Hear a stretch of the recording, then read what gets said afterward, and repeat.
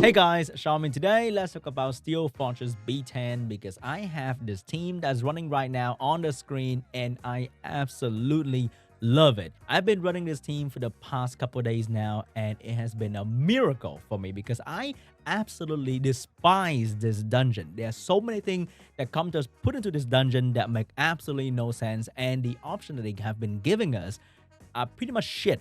But finally, we have Zinc 2A with every single skill that can buff block, and two of them being AoE attack. So this unit allow you to just kill the trash wave very quickly with the help of the 2A Dark Witch. And you can probably notice that this team is a variation of the SeanB team. Yes, I watched his video, but just like many of you guys out there who watch SeanB video, and think to yourself, god damn, the team is really good, but my runes are dog shit compared to his, so there's no way my team can ever run consistently like his. And I am in the same goddamn boat. But this time, I managed to change the team a little bit and make the rune quality lower and much easier to build. So now let's take a look at the unit on my team. First, we have the Fire Can or the Fire Shadow Blade or Bernadotte in the shop you can buy, and this guy provides the perfect leader skill to make this team so much easier to build. So because the dungeon is a wind element dungeon, all the enemies are wind, you only need 52 crit rate for every single fire unit you are using here. So this guy, I can reduce his crit rate further and boost his damage even more, but I don't have to do that. He's on Fatal Blade, attack, crit damage, and attack. The runes are okay, not too amazing. Some of them are blue rune, I think. And we have damage, crit damage bonus, and we have crit damage bonus. You can have damage on wind. I am trying to farm better damage on wind artifact because it is much better to have damage on wind, like a 15% bonus, than this crit damage I'm having right here. And this dungeon is also really good for those true damage unit like Molong or Mouse to do more damage very easily on a certain element, or one-shot unit like Copper, Bulldozer, Lucian, that kind of thing, because damage on a certain element is extremely crazy. Next up, we have the boss killer Brandia. You can also use Crow in this dungeon, but he's gonna be a bit slower. Brandia will be the best option for this dungeon, unfortunately, but Crow is gonna be good as well. Let's talk about Brandia first, though. She has to be on Will. The rest, I don't care, okay? Attack, crit damage, attack. She doesn't need as much crit rate, so building her is gonna be extremely easier comparing to trying to get her to have that insane amount of attack and crit damage. I cannot do that. With max crit, no way. So with the crit leader scale, building her is going to be so much easier. You can have one blade set over there and you almost pretty much hit the crit rate requirement.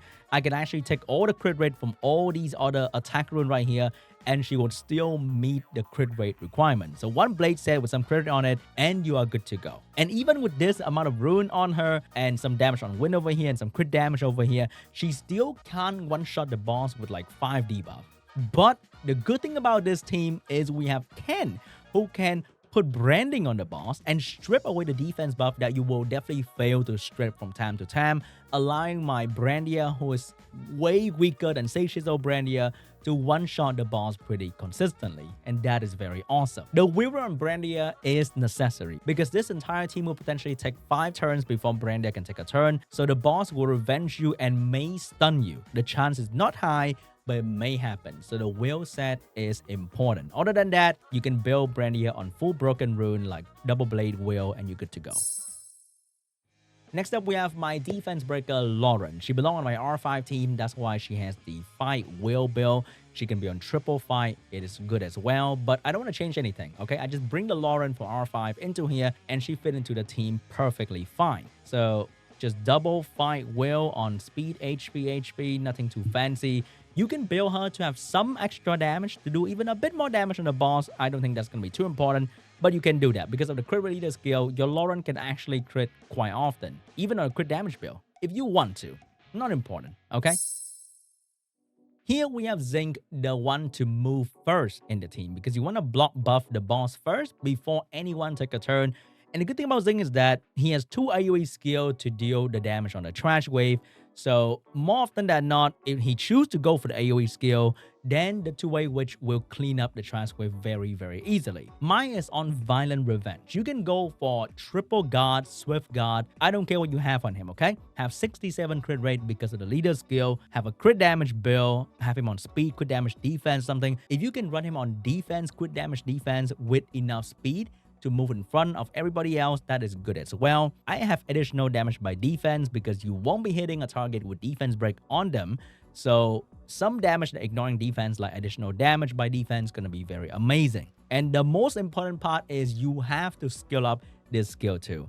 Unfortunately, you will probably waste some skill up in the skill 1. That's how they make him. But you have to skill up the skill 2 for the team to be consistent. And I have him on Violent Revenge because I have been observing his interaction during the boss stage. If you can violent proc, it will guarantee your block buff chance. If you violent proc during the trash wave, then it's gonna slow your run down by like a couple seconds. But if it can increase the reliability of this unit in the boss stage, I will take that couple seconds slower run and it's gonna be just fine. Because the skill doesn't have very high cooldown, violent proccing back into skill 2 is very, very good. And you can actually revenge the boss if the boss revenge you. That's kind of weird because usually you cannot revenge a revenge attack. So when you hit 5 turns during the boss stage, the boss will attack you with the lightning thing. You can actually revenge during that moment. So the revenge rune right here is only for extra reliability. It's not too important, but I like the Violent Revenge build. You don't have to go for the Violent Revenge build. You can go for triple revenge,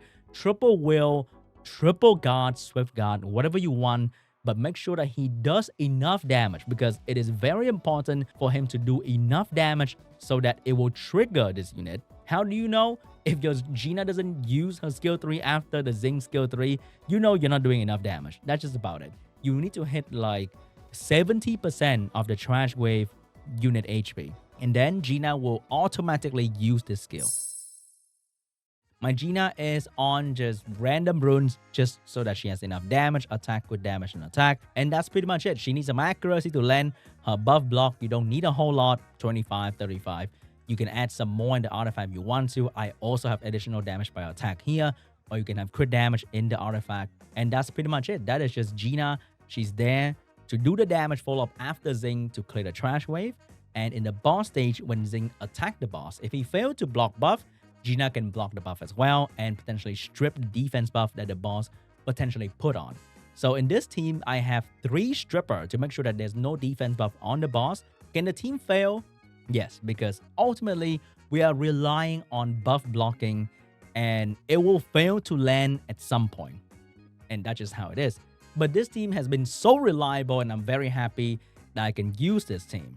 For the longest time, I've been trying to use Rahul in this dungeon because he is one of those rare units that can strip into block buff, but his AI is so garbage that I just can't rely on him for anything.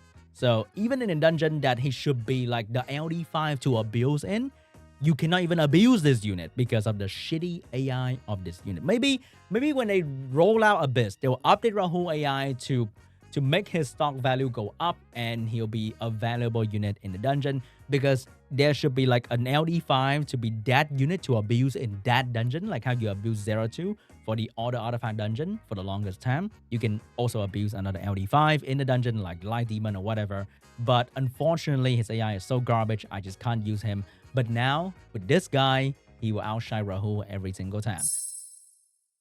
But then I don't have Brandia. What do I do, Sean? You can try to use Crow in that slot. I put this same exact rune build on Crow, but he just doesn't hit hard enough compared to Brandia. So the run will be a bit slower, but it's gonna be good as well, okay? Average 30-ish second is very, very good. And the run is reliable. Crow is great, just doesn't hit hard enough compared to Brandia.